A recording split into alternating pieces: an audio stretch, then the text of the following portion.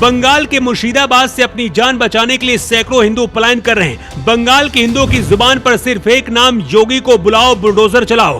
वक्फ board bill के नाम पर 3 परिवारों को कट्टरपंथियों ने बर्बाद कर दिया। ममता बनर्जी के खिलाफ पूरे देश में भयंकर गुस्सा है। कोर्ट को भी संज्ञान लेना पड़ा। केंद्र सरकार ने सेना उतार दी, लेकिन अब योगी की एंट्री से बंगाल में खलबली मच गई है। आखिर योगी क्या करने वाले हैं? हिंदुओं को क्यों टारगेट किया जा रहा है? योगी ने भयंकर गुस्से में जो कहा है उसे बंगाल के हिंदू बार बार सुन रहे हैं। मुर्शिदाबाद में नमाज के बाद वक्फ विधेयक के खिलाफ हजारों लोग सड़कों पर उतर पड़े और नेशनल हाईवे 24 ब्लॉक कर दिया। जब पुलिस ने नेशनल हाईवे से अवरोध हटाने की कोशिश की तो पुलिस के साथ एक तरफ से जंग छिड़ गई। ठीक उसी समय मुर्शिदाबाद से लगभग 10 किलोमीटर दूर शमशेरगंज में भी नेशनल हाईवे पर हजारों की संख्या में लोग आ गए। सड़क किनारे दुकानें और दोपहिया वाहनों को नुकसान पहुंचाया गया और आगजनी की गई। रेलवे स्टेशन और रिले रूम को निशाना बनाया गया, जमकर पथराव किया गया और तोड़फोड़ की गई। जुमे की नमाज के बाद बड़ी संख्या में मुस्लिम वक्फ कानून का विरोध करने उतरे थे। इसी बीच पुलिस वैन वहां से गुजर रही थी तो लोगों ने इस वैन पर भी अपना गुस्सा उतारा, जमकर पत्थरबाजी की, जिसके चलते कई पुलिसकर्मी भी घायल हो गए। सबसे ज्यादा हिंदू परिवारों को निशाना बनाया गया है और हिंदू परिवारों के घरों में घुसकर 3 लोगों की लिंचिंग की गई। उसके बाद हालातों को संभालने के बजाय ममता बनर्जी का बयान आया, जिसमें ममता बनर्जी ने कहा कि वक्फ बोर्ड बिल हम लेकर नहीं आए हैं और इस बिल को हम लागू नहीं करेंगे।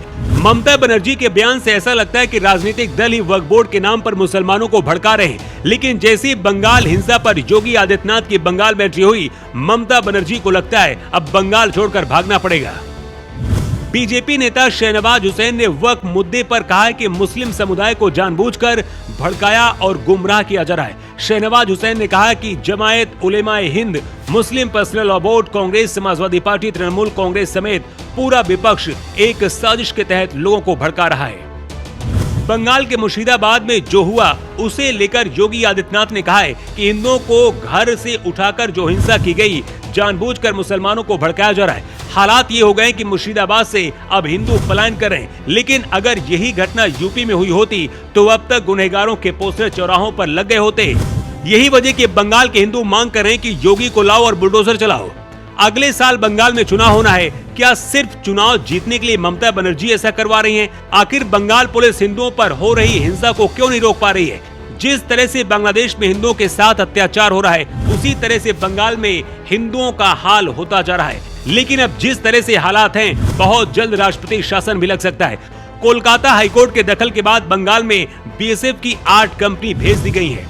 सोचिए, जो लोग वक्फ बोर्ड बिल के नाम पर 3 बेगुनाह हिंदुओं को घर से निकालकर उनको मार सकते हैं, तो और क्या नहीं कर सकते। शायद इसीलिए योगी आदित्यनाथ कहते हैं बटोगे तो कटोगे, क्योंकि मुर्शिदाबाद में जो हुआ वो सबसे बड़ा इसका सबूत है। बंगाल में अगर योगी जैसा मुख्यमंत्री बन जाए तो 1 महीने के अंदर बंगाल में यूपी जैसे हालात हो जाएंगे। मांग की जा रही कि बंगाल में राष्ट्रपति शासन लगाया जाए। बंगाल के राज्यपाल आनंद बोस ने अमित शाह को रिपोर्ट भेज दी है और कोई बड़ा फैसला लिया जा सकता है। जो लोग योगी पर सवाल उठाते हैं उन्हें बंगाल की हालत देख लेनी चाहिए।